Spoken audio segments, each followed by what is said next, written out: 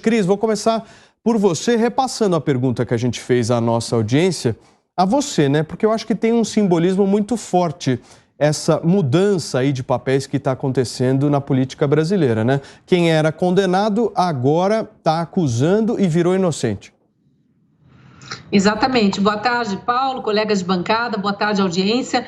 Olha, é escancarado, né? A gente não precisa nem ficar martelando muito isso aqui. É escancarado que estamos vivendo exatamente o que na época, juiz Sérgio Moro e o próprio, na época, coordenador da Força Tarefa da Lava Jato aqui em Curitiba, Deltan Dallagnol, falavam.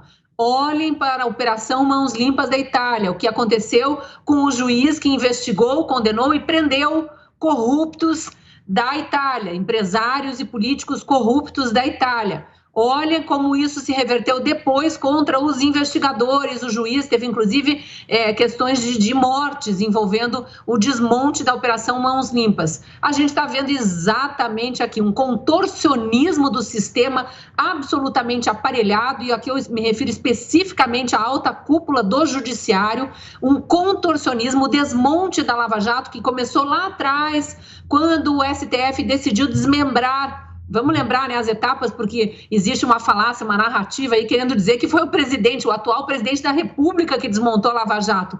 Quem desmontou a Lava Jato foi o STF, isso veio de dentro para fora e começou a primeira etapa, quando o STF desmembrou aqueles crimes considerados de caixa 2 da Justiça Federal, tirou da Justiça Federal e jogou para a Justiça Eleitoral. Essa Justiça Eleitoral aí, patética, que agora fala em negacionismo eleitoral, terrorismo verbal, essa bobajada aí que só alimenta as narrativas da esquerda. Essa mesma Justiça não julgou um único processo, daquelas centenas de processos da Lava Jato que foram desmembrados e foram para a Justiça Eleitoral por causa de crime de caixa 2. O STF, que é o responsável, última instância da Lava Jato, condenou pouquíssimos. Quem condenou mesmo os criminosos, vou repetir, criminosos, pegos em flagrante pela Lava Jato com provas sobradas, foram os juízes de primeira instância, de segunda instância no TRF4 de Porto Alegre, que é a segunda instância da Justiça Federal aqui de Curitiba,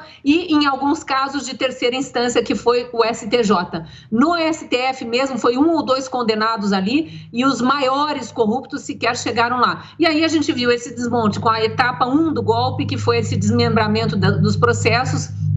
Etapa 2, vocês vão lembrar, quando os primeiros corruptos condenados foram colocados para fora em liberdade, porque inventaram uma nova regra. Com o jogo já em andamento, inventaram que réu delator não podia ser o último a falar, e como em alguns processos o réu delator tinha sido o último a falar, tudo estava anulado. E nessa eu vou lembrar apenas de um dos nomes, de um dos corruptos soltos, Aldemir Bendini, que foi presidente do Banco do Brasil e da Petrobras, já estava condenado e foi solto por mera filigrana jurídica inventada no decorrer do processo. E com isso vários outros foram liberados. E aí vários outros pequenos golpes foram acontecendo até a facada mor, que foi a do ministro Fachin, inventando que os processos, depois de 7 anos, não deveriam ter corrido aqui em Curitiba, mas em Brasília, arquivando tudo e obrigando a Justiça a reiniciar em Brasília. E aí vamos ser justos com a Justiça de Brasília,